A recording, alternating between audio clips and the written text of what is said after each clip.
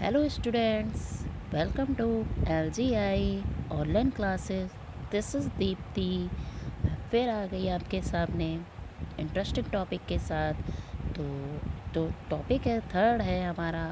तो डेजर्ट है आज का टॉपिक। तो डेजर्ट के बारे में डालेंगे। So interesting topic. So let's start now. तो just start. So read it.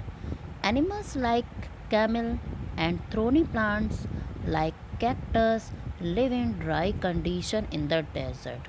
ठीक लिखा है। जो हमारा कैमल जानवर है ना, वो कहाँ रहता है? रेगिस्तान में रहता है। रेगिस्तान का जहाज कहा जाता है कैमल को।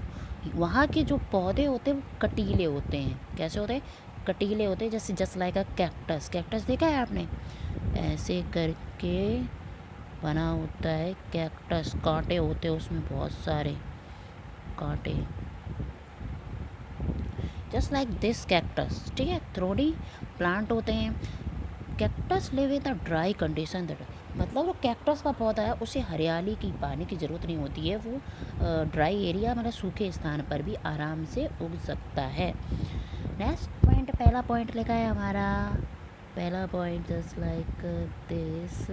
हमारा पहला पॉइंट है after drinking water once it can live for many days without water.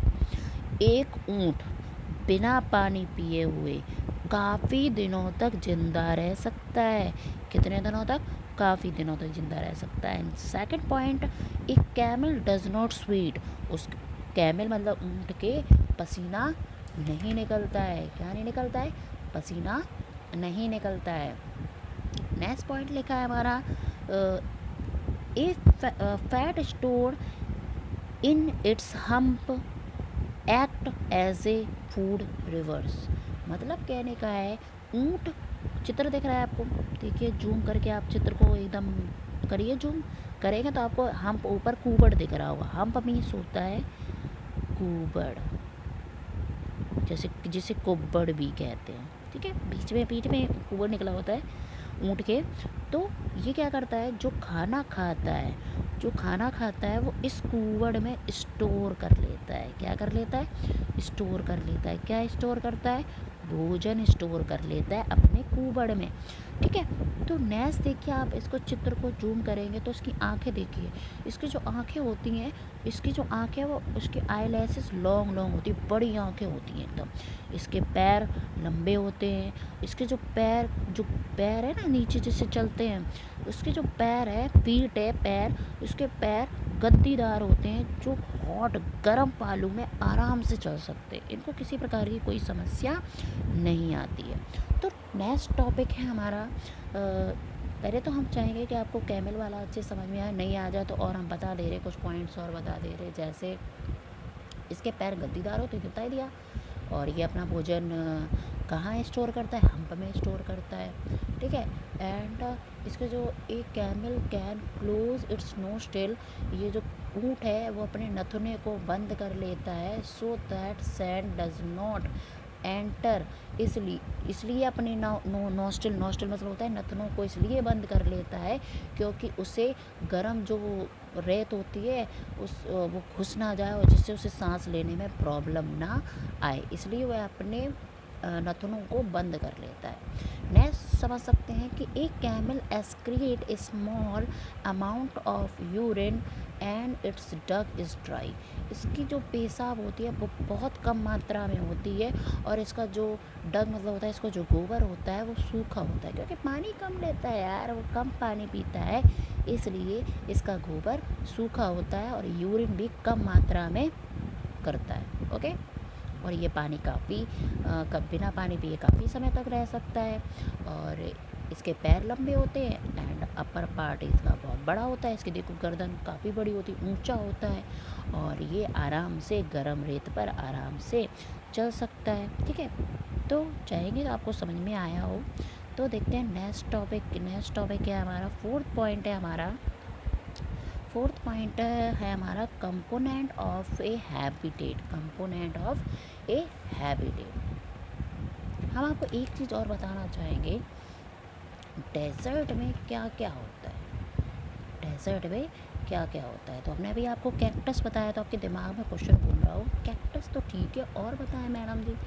तो हम बता दे रहे हैं कि कैक्टस के पौधे में पत्तियां नहीं होती, ये बहुत छोटा होता है, इसमें कांटे होते हैं, इसमें पानी की मात्रा बहुत ही कम होती है, और ये मदद करता है, हेल्प करता है, ट्रांसफिकेशन होता है इसका। ठीक है, तो समझ सकते हैं ट्रांसफिकेशन क्या है।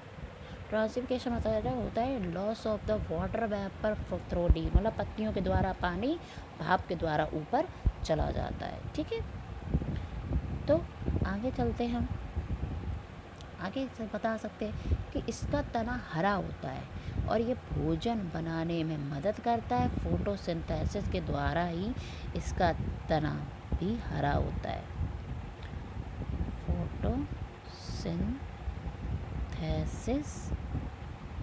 सिंथेसिस के द्वारा इसका तना हरा होता है। ठीक है, और जो इसकी जड़ें है ना, वो मिट्टी में बहुत ही ज़्यादातर अंदर तक होती हैं, और ये जो कैक्टस है, कैक्टस को हम नागफनी भी कहते हैं, हिंदी में क्या कहते हैं, कैक्टस को नागफनी कहते हैं। क्या कहते हैं, नागफनी, देखा भी होगा आपने, नागफनी कहते हैं। इसकी जो जड़ें होती हैं वो मिट्टी में बहुत ही अंदर तक होती हैं और पानी को एब्सॉर्ब सोखती रहती हैं। ठीक है, और जिसकी जो तने होती हैं वो पत्तियों को बिल्कुल बढ़ने नहीं देती हैं, इसमें बिल्कुल पत्तियाँ नहीं होती हैं, और इसका जो तना होता है वो बहुत ही चिमड़ा हुआ होता है, एकदम अजीब सा, स्पोंगी बोलते हैं चिमड़े को। इसका जो तना होता है, जो हरापन होता है, स्पोंगी होता है, स्पोंगी मतलब होता है चिमड़ा हुआ, चिमड़ा मतलब दलदला टाइप का होता है, एकदम टाइट सा। ठीक है, और इसकी जो जड़ें होती है वो बहुत ही लंबी होती हैं और मिट्टी में इसकी लेयर बनी होती है। तो आई होप सो मैंने आपको डेजर्ट अच्छे से बताया होगा, और मैं कोशिश करती हूँ कि आपको आगे और भी अच्छे से बता दूँ। ठीक है, चलते हैं। तो हम चाहेंगे कि आपको ये टॉपिक अच्छे से आया हो, और अगर ना आया हो तो प्लीज़ हमें कमेंट करें, शेयर करें। ठीक है, थैंक यू, बाय बाय।